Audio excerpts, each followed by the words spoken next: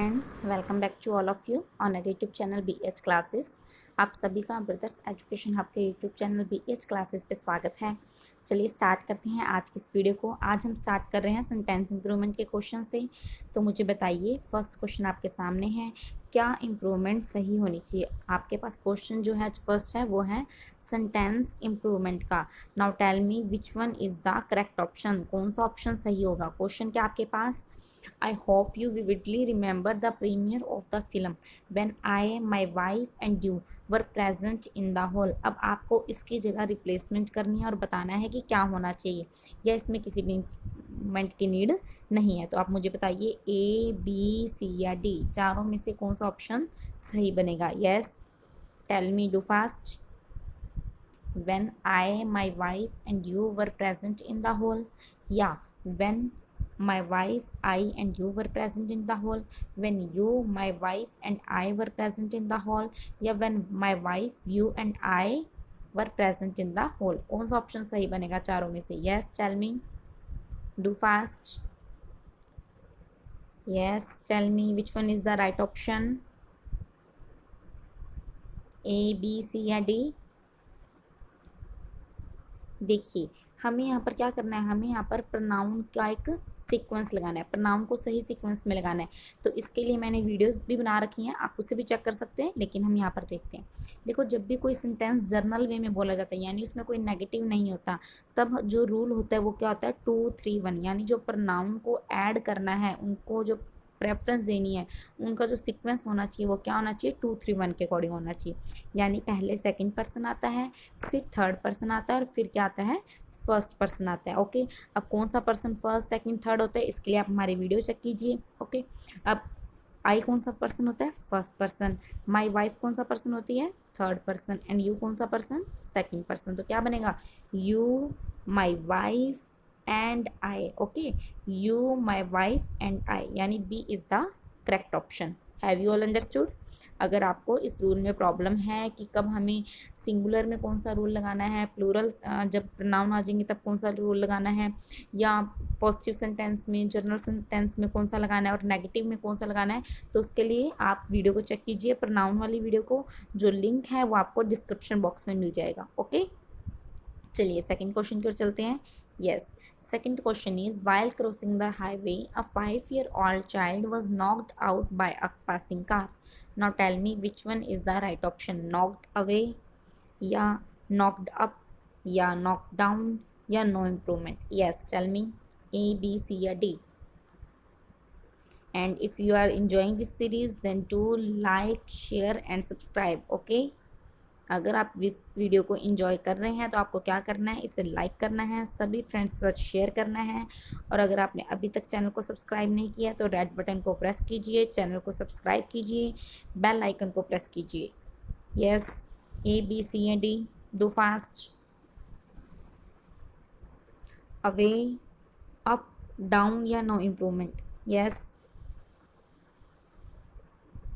देखिए, जब भी सेंस आता है ना कुचल देना, ठीक है, यानी इसको कुचल के चलेगी, कुचल देना उसको, तो उसके लिए हम यूज़ करते हैं नॉक्ड डाउन। ओके, कुचल देने के लिए जो फ्रेजल वर्ब यूज़ होती है वो क्या होती है, नॉक डाउन होती है। अब याद रखना आगे से, नॉक डाउन मीन्स कुचल देना। ओके, आपको अब याद रख लेना है, नॉक डाउन मीन्स कुचल देना। चलिए नेक्स्ट क्वेश्चन की ओर चलते हैं। यस, नेक्स्ट क्वेश्चन है, I would like to avail a 15-day holiday this summer.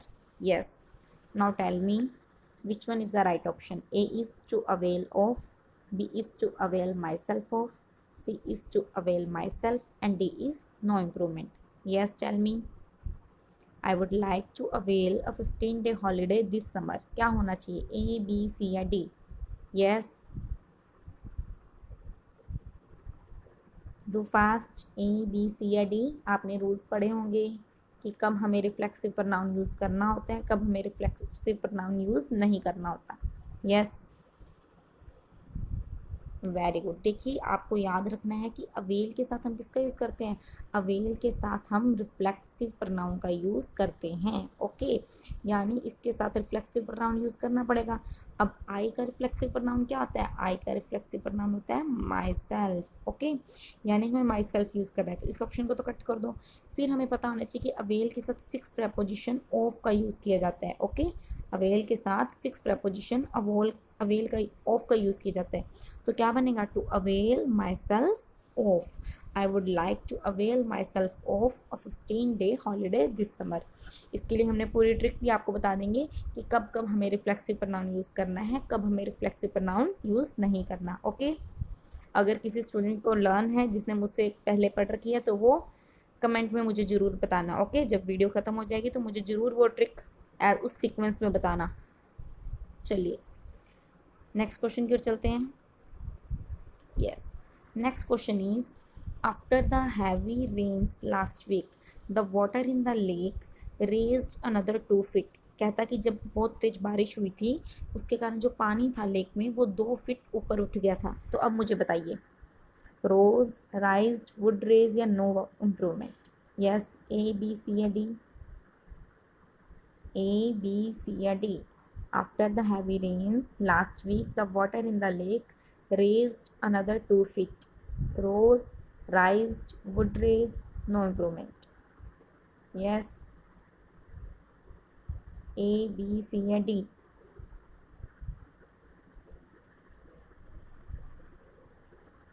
Yes, tell me.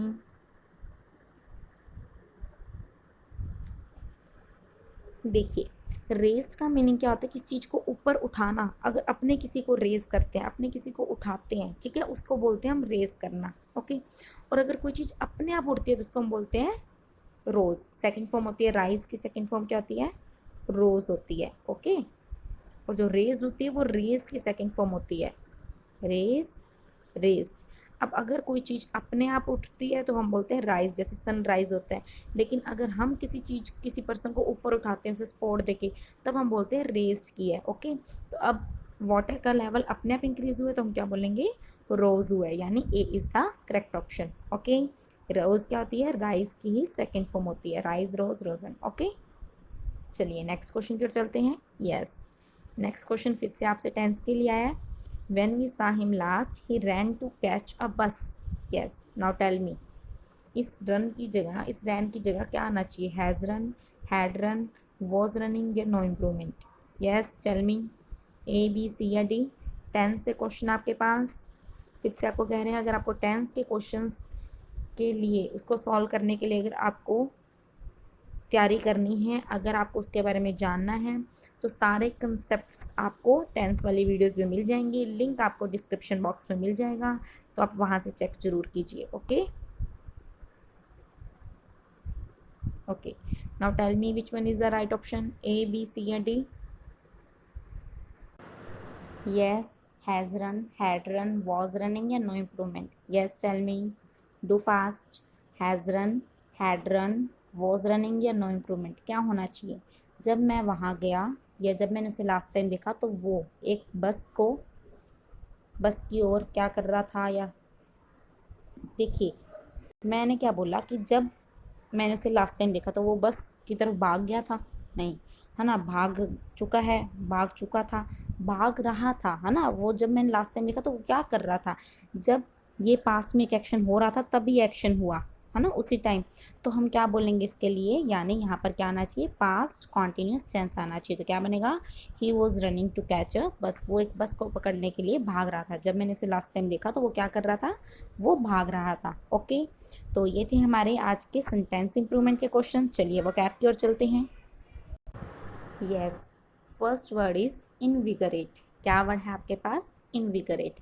अब आप मुझे बताइए इनविगरेट का मीनिंग क्या बनता है। Yes, there are 4 options. First one is energise, second is attenuate, D is, C is decapitate and D is frowzy. Yes, tell me, invigorate करना क्या होता है, ए, बी, सी या डी। एनर्जी देना, अटेनुएट करना, डिकैपिटेट करना या फ्राउजी करना। Yes, do fast and tell me which one is the right option, which one is the synonym of invigorate. yes, do fast.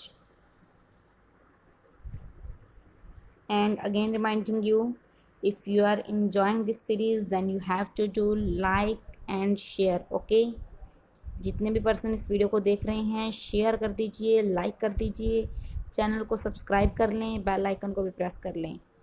Yes, क्या बनेगा? इनविगरेट। एंड प्लीज़ शार्प 9 PM, बिल्कुल 9 बजे, ठीक है, 9 PM आप वीडियो स्टार्ट कर लीजिए कीजिए, चैनल पे पहुंच जाइए कीजिए, ताकि आप लेट ना हो, ठीक है। ओके, बताइए ABC या D?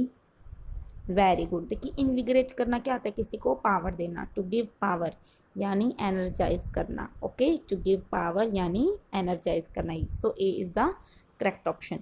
ओके, अब नाउ टेल मी अटेनुएट का मीनिंग क्या बनेगा? Yes, do fast. What is the meaning of attenuate? जल्दी जल्दी से मुझे बता दीजिए। अटेनुएट का मीनिंग क्या होता है? डिकैपिटेट क्या होता है? फ्राउजी क्या होता है? Yes, attenuate, डिकैपिटेट, फ्राउजी। Do fast. You all have to give the answers. Yes, attenuate, decapitate, frowsy. क्या बनेगा तीनों का मीनिंग? बहुत अच्छी ट्रिक से याद करवाया था ये तो आपको। अगर आपने प्रीवियस वीडियो को चेक किया होगा, वहाँ से लर्न किया होगा, तो आपको अब इसका आंसर आना चाहिए। देखिए, अगर आपको इन सभी वर्ड्स के सिनोनिम्स एंटोनिम्स जानने हैं तो आप क्या कीजिए, वो कैब शो की 16th वीडियो को चेक कीजिए, वहाँ से जो आज का टेस्ट प्रिपेयर किया गया। Yes, very good. देखिए अटेनुएट करना क्या होता है? किसी को वीक करना। ओके, 10 को 8 करना से याद किया था हमने, किसी को वीक करना। ओके, डिकैपिटेट का मीनिंग क्या होता है? किसी का हेड चॉप कर देना, चॉप हेड या chopping of head, head chop कर दिया, सिर काट दिया। एंड फ्राउजी का मीनिंग क्या होता है? जब सब कुछ बिखरा बिखरा है, मैसी है, उसे हम क्या बोलते हैं? उसे हम फ्राउजी कहते हैं। ओके, जब सब कुछ बिखर जाता है उसे हम क्या बोलते हैं? अस्त व्यस्त होना यानी मैसी होना, फ्राउजी होना। ओके, चलिए सेकंड वर्ड की ओर चलते हैं। Yes, second word is buoyant. अब आप मुझे बताइए ब्यूएंट का मीनिंग क्या बनता है? There are 4 options. A is spruce, B is fiasco, C is jaunty and D is dishevelled. Yes, tell me. A, B, C या डी? ए, बी, सी या D? Yes,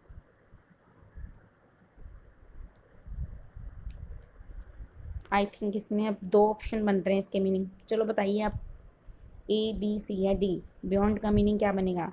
spruce, fiasco, jaunty, डिसहेवल्ड।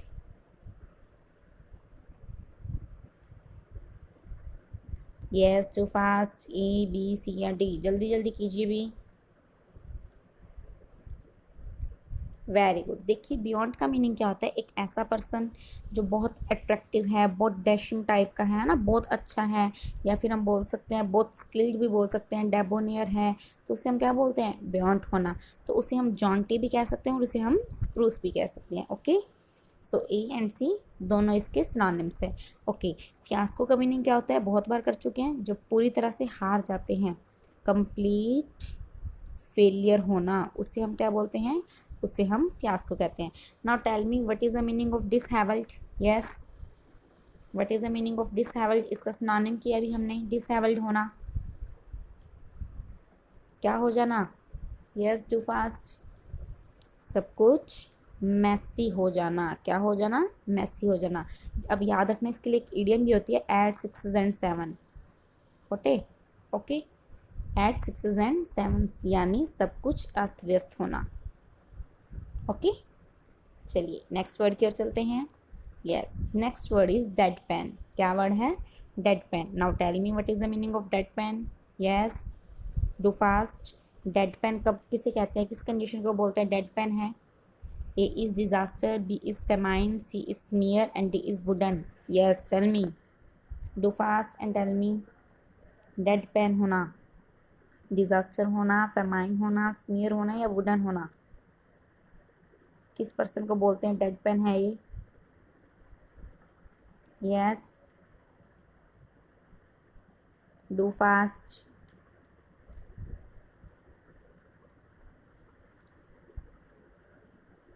Dead pen का meaning क्या बनेगा? देखिए अभी भी आपको कह रही हूँ कि जो वर्ड्स आपको लर्न नहीं हो रहे उन वर्ड्स को अपनी नोटबुक में 2-2 बार 3-3 बार लिखो, ताकि वो आपको याद हो जाएं। ट्रिक से उनको याद करो, ठीक है। वर्ड्स को रट्टा मत मारो, सिर्फ रट्टा मारने से याद नहीं होंगे। अगर याद भी हो जाएंगे तो 1 वीक तक रह जाएंगे याद, या 2 वीक तक। ओके, आपको क्या करना है, उनको लिख लिख के याद करना है, ताकि वो आपको लॉन्ग टाइम तक याद रहें। ओके, सो डेड पेन देखिए क्या होता है, जिसके अंदर सब कुछ मर चुका है, यानी जो फीलिंग लेस है। ओके, जो पर्सन क्या है, फीलिंग लेस है, उसे हम क्या बोलते हैं, डेड पेन। यानी लकड़ी का बन चुका है, लकड़ी का दिल बन चुका है, वुडन होना। ओके ओके, बाकी ऑप्शंस की बात करें तो डिज़ास्टर का मीनिंग क्या होता है, कोई भी ट्रेजेडी होना, है ना, उसे हम क्या बोलते हैं, डिज़ास्टर आ गया। फेमाइन का मीनिंग क्या होता है, आप मुझे बताइए। Yes, what is the meaning of famine? कब बोलते हैं फेमाइन होना, कौन सी कंडीशन को फेमाइन बोलते हैं? Yes, too fast. फेमाइन किसे कहेंगे? देखिए, फेमाइन किसे कहते हैं, जब किसी चीज़ की क्या हो जाती है, जब किसी चीज़ की कमी हो जाती है, डर्थ होना, डेफिशिएंसी होना। ओके, जब इनफ कोई चीज़ हमारे पास नहीं है तो उसे हम बोलेंगे फेमाइन है। क्या है? फेमाइन। फेमाइन यानी किसी चीज़ की कमी। पाउसिची भी बोलते हैं हम इसको, बहुत अच्छा सिनोनिम है पाउसिची। ओके, डर्थ, डेफिशिएंसी, पाउसिची, फेमाइन यानी किसी चीज़ की कमी होना। ओके, स्मीयर का मीनिंग तो आप सभी को पता ही है, धब्बा लगना, किसी चीज़ के ऊपर कलंक लगना, स्लर होना, कोई चीज़ डिफेम हो जाती है, उसे हम क्या बोलते हैं, स्मीयर होना। क्या होना? स्मीयर होना, डॉब होना। ठीक है, डॉब का सिनोनिम बोल सकते हैं स्मीयर होना, यानी धब्बे पड़ना किसी भी चीज़ पे, फिर चाहे वो क्लॉथ पे और चाहे किसी पर्सन की किसी पर्सन पे है, यानी उसके फेमस होने पे, कि हाँ इसके ऊपर तो कलंक लग गया। ठीक है, तो उन दोनों को ही क्या बोलते हैं, स्मीयर बोलते हैं। ओके, चलिए नेक्स्ट वर्ड की ओर। समझ आ गया आपको ये सारे words? Yes, next word is brindled. क्या वर्ड है आपके सामने? ब्रिंडल्ड। अब आप मुझे बताइए ब्रिंडल्ड का सिनोनिम क्या होता है? Yes, too fast. 20 सेकेंड्स ही आपके पास बहुत होते हैं इतने टाइम। जल्दी से आपको सिर्फ एक क्लिक की तो करना है, एक बताना ही है कि कौन सा ऑप्शन बनेगा। A is prostrate, B is dappled, C is debilitate and D is dearth. Yes, brindled किसे कहते हैं? Brindled. Yes, tell me what is the meaning of brindled? A, B, C or D? Which one is the correct option? Do fast. A, B, C or D? Prostrate, dappled, debilitate या dearth? देखिए, very good. क्या बनेगा? डैपल। ब्रिंजल्ड का मतलब क्या होता है? जब कोई चीज़ डिसकलर्ड हो जाती है। क्या हो जाती है? जब कोई चीज़ डिसकलर्ड हो जाती है उसे हम क्या बोलते हैं? ब्रिंजल्ड हो चुकी है, यानी जिसका कलर उड़ गया है या फिर धब्बे पड़ गए हैं, उसे हम क्या बोलते हैं? ब्रिंजल्ड होना। तो डैपल्ड का मीनिंग भी क्या होता है? किसी चीज़, कोई चीज़ डॉटेड है, डिसकलर्ड है, उससे हम क्या बोलते हैं? उसे हम ब्रिंजल्ड कहते हैं। ओके, यानी ब्लॉची टाइप का हो जाना। ओके, सो प्रोस्ट्रेट का मीनिंग क्या होता है? Yes, tell me what is the meaning of prostrate, what is the meaning of debilitate? दोनों सिनोनिम्स हैं भाई। प्रोस्ट्रेट और डेबिलिटेट का मीनिंग क्या होगा? आप बता दीजिए जल्दी से, बहुत ईजी बन गया अब तो ये। प्रोस्ट्रेट एंड डेबिलिटेट का मीनिंग क्या होता है? Yes, do fast. What is the meaning of prostrate, what is the meaning of debilitate? Very good. किस चीज़ को क्या करना? वीक करना, टू वीकन समथिंग। ओके, एनर्वेट करना, डेबिलिटेट करना, प्रोस्ट्रेट करना, किसी चीज़ को वीक करना। ओके, ठीक है, उसे हम क्या बोलते हैं? वीक करना। डर्थ का मीनिंग तो हमने देख लिया, किस चीज़ की? डेफिशिएंसी। ओके, कमी होने को हम क्या बोलते हैं? डर्थ बोलते हैं। चले नेक्स्ट वर्ड की ओर। Okay, the next word is bestial. बहुत अच्छा वर्ड है, बताइए मुझे बेस्टियल किससे बोलते हैं? ब्लॉची, स्लोवेनली, डिप्रेव या mundane? Yes, A, B, C या D? Do fast and tell मी।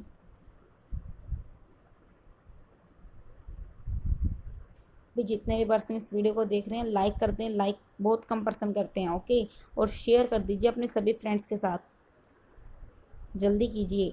सबसे पहले आप लाइक शेयर कीजिए और फिर मुझे बताइए बेस्टियल का सिनोनिम क्या बनेगा? ए, बी, सी या डी? ब्लॉची, स्लोवेनली, डिप्रेव या मुंडेन? यस,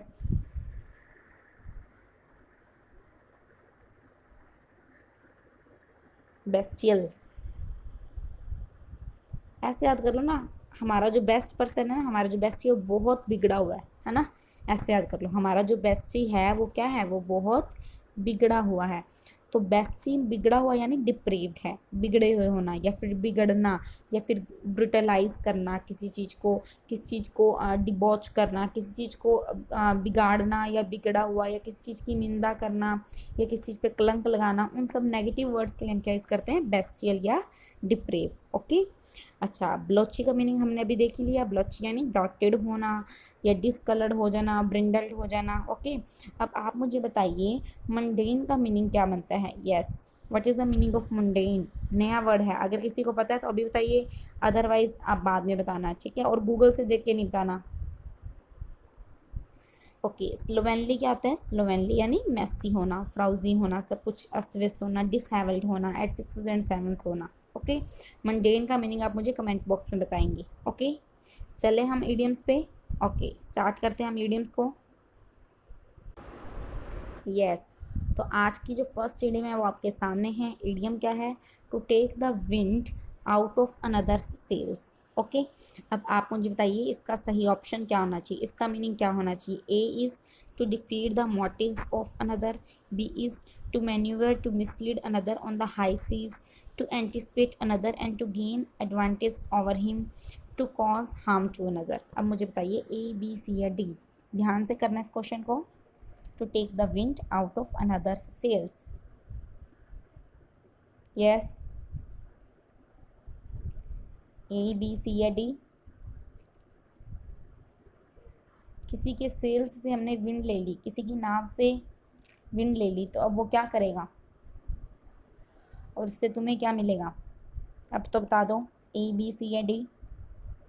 यस, देखिए देखिए, जब हम किसी की सेल से, किसी की नाव से विंड ले लेते हैं, अभी आपको मैं पिक्चर दिखाऊंगी तो आपको अच्छे से याद हो जाएगा, तो इसका मतलब होता है दूसरे को तो नुकसान पहुंचा दिया, इसको कंफ्यूजन में करके, और खुद ने क्या ले ली, एडवांटेज ले ली। यानी C will be the correct option. Okay, C क्या होगा, सही ऑप्शन होगा। एक बार पिक्चर देखते हैं ताकि अच्छे से याद रहेगा।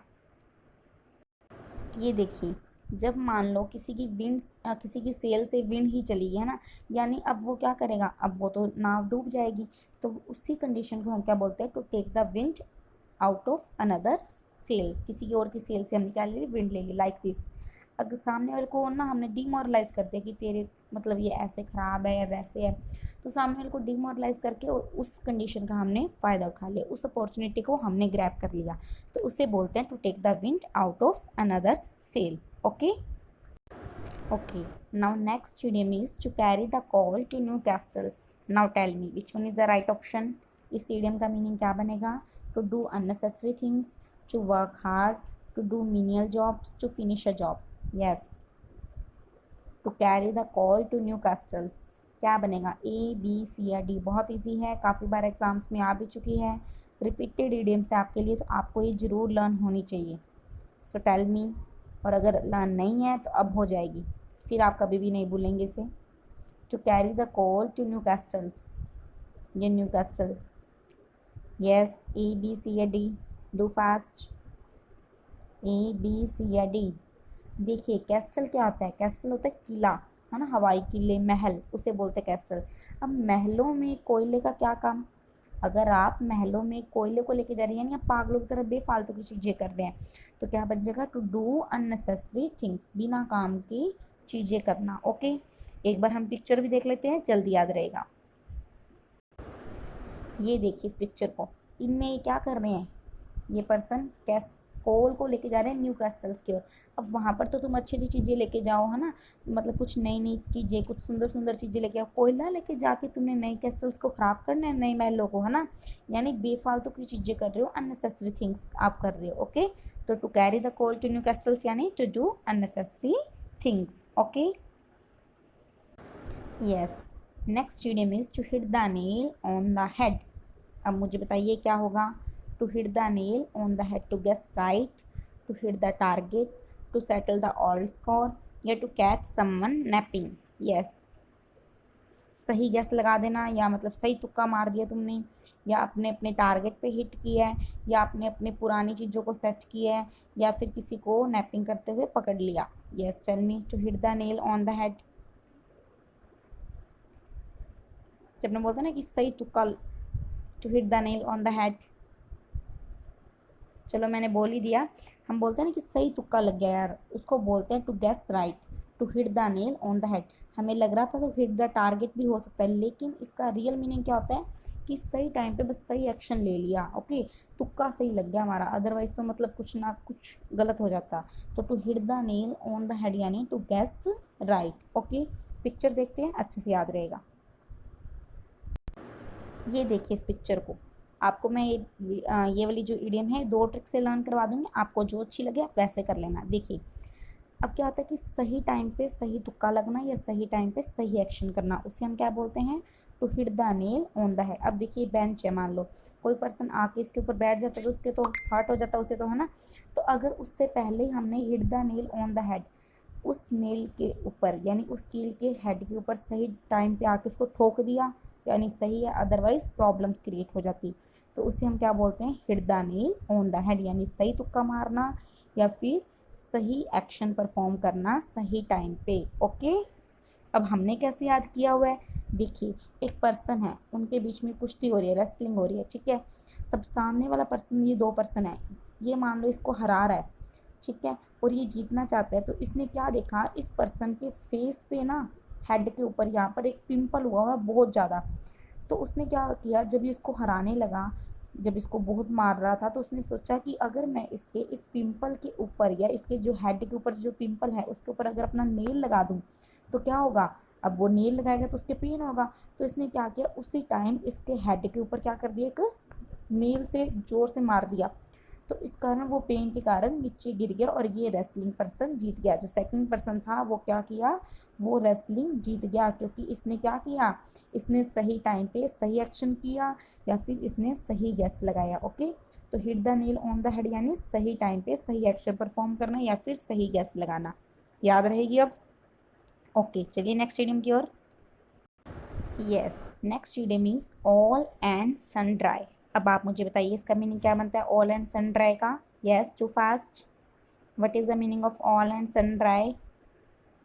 There are 4 options: all of a sudden, greater share, everyone without distinction या completion of work. Yes, A, B, C या D। all and sundry क्या बनेगा, A, B, C या D। देखिए मैं आपको याद करवाती हूँ, सन ड्राई का मीनिंग क्या होता है। सन ड्राई का मतलब होता है डिफरेंट डिफरेंट टाइप्स के पर्सन, डिफरेंट डिफरेंट टाइप की थिंग्स, अलग अलग होना, ठीक है, उसे हम बोलते हैं सन ड्राई। अब ऑल एंड सन ड्राई सभी को ले लो, डिफरेंट डिफरेंट जितने लोग हैं जितनी चीज़ें सभी को इकट्ठा कर लो, यानी बिना किसी भेदभाव के। ओके, उससे हम क्या बोलते हैं, ऑल एंड सन ड्राई, यानी एवरीवन विदाउट डिस्टिंक्शन, बिना किसी भेदभाव के हर एक पर्सन, उसको हम बोलते हैं ऑल एंड सनड्राई, यानी प्रत्येक व्यक्ति बिना किसी भेदभाव के, उसे हम क्या बोलते हैं, ऑल एंड सनड्राई। ओके, सनड्राई मतलब प्रत्येक पर्सन, यानी डिफरेंट डिफरेंट होना। ऑल एंड सनड्राई तो सभी पर्सन को ले लिया बिना किसी भेदभाव के। ओके, सनड्राई का मीनिंग याद रखोगे तो इडियम याद हो जाएगी अपने आप। चलिए, तो ये थी हमारी आज की वीडियो। आई होप आपको ये वीडियो बहुत अच्छी लगी होगी। अगर ऐसा है तो आपको क्या करना है, आपको लाइक करना है, शेयर करना है, एंड आई होप कि आप सभी सेफ़ होंगे अपने घर पे। एंड प्लीज़ घर पे रहिए, घर से बाहर बिल्कुल मत निकलिए। थैंक यू सो मच, मिलेंगे नेक्स्ट वीडियो में। Take care, bye bye.